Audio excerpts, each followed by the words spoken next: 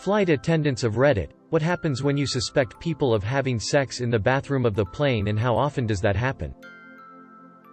The only Mile High Club I'm a part of is the one in Modern Warfare 1. I was 17 and my girlfriend was 15. We were traveling across states and my girlfriend felt sick and ran to the bathroom. She was taking a while so I went to check on her but a guy was waiting to use the bathroom. I asked if I could check on her. I knocked and when she opened the door the guy started clapping like I won an award. When I told him she was sick he smiled like he didn't believe me. I went in, gave my girlfriend some water, walked out with her. Guy was a pervert. It's not hard to sneak in there but I was not about that. Hey, not Air Marshal John. Wanna go to the restroom and not rest?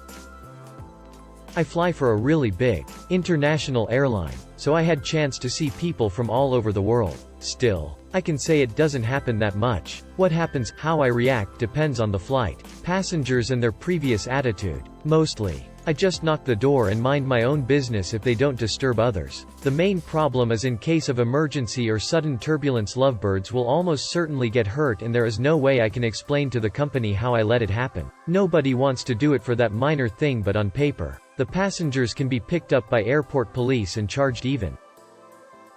Serious answer: not very often. How do we react? It depends. If they are first-class passengers, you pretend you don't see. I once had a couple ask me if they both could use it together. Confused I asked why? He gave me a wink and said it is on their bucket list. This couple was in their late 50s. I informed him, only one person is allowed inside at any given time and if I see them enter together I would have to stop them. However, I will be leaving for 15 minutes now. They did the deed and thanked me. I'm all about helping people tick off their bucket lists.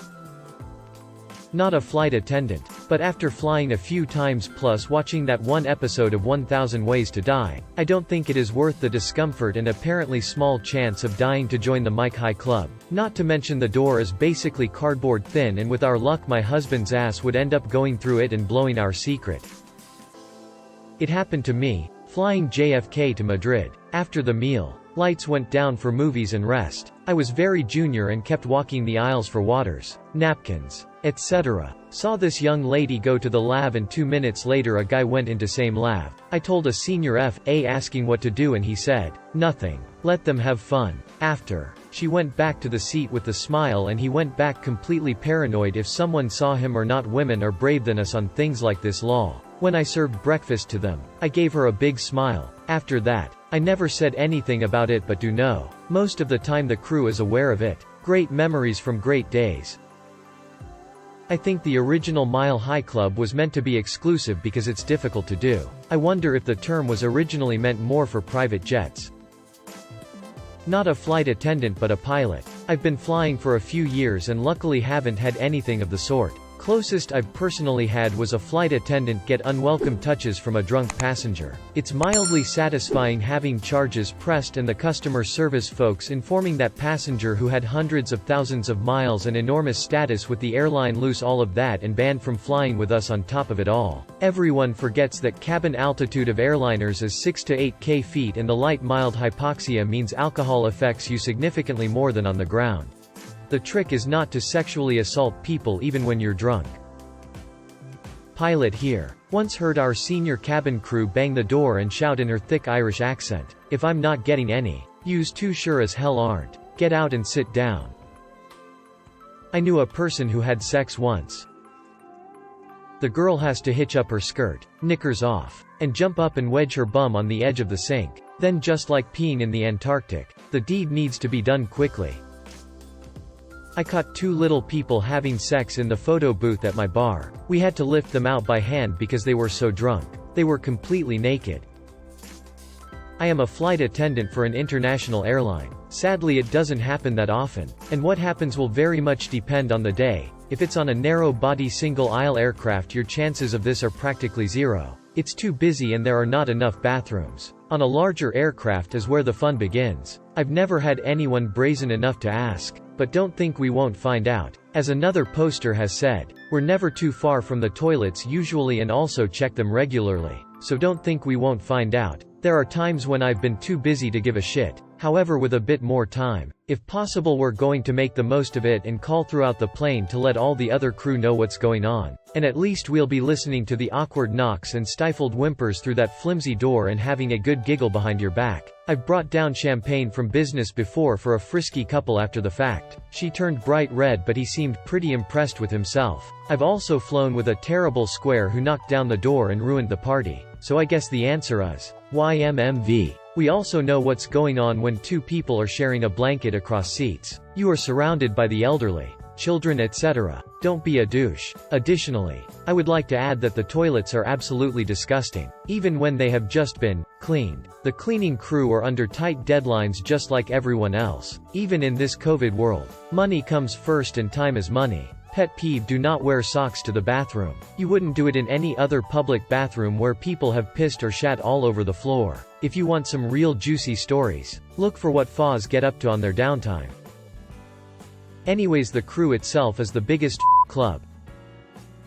The logistics of this seem mind-boggling. I can barely close the door while avoiding pee splatter and fluids on the side of the toilet. I guess I'm just too grossly uncoordinated to ever be in the Mile High Club. I just can't fathom how to fit all 6 of us in the bathroom. Okay, not completely related, but my sister was in the bathroom on a flight and the captain announced, "Ladies and gentlemen, we will be experiencing some slight turbulence." Suddenly the plane dropped, then shuddered and stabilized. I don't know what the hell kind of turbulence that was. All I know is I heard the most blood-curdling scream come from the bathroom. My sister comes out of the bathroom like she had just looked into the eyes of death. I suppose she thought we were crashing lol. When she sat down, she informed me that she had just fallen off the toilet. So it's safe to say I will never attempt to join the Mile High Club. Just imagine. I read this thread, and scrolled down to see this. How the hell can you fit 2 people in an airplane bathroom? You stick one inside the other. Russian nesting passengers, if you will. Join them. Before you join them, you have to loudly stomp up to the scene, look shocked with your hands on hips, shake your head in disbelief, and then gradually begin to touch yourself while practically looming in the doorway. If you follow the above steps, you are rendered completely invisible to the offenders for 5 minutes or so, or until you wordlessly join them. It doesn't happen much at all. Way too cramped. Unless you luck out on a mostly empty plane. Never tried. But read that it's easier to dirty spoon under blankets on a red eye than use the tiny bathroom.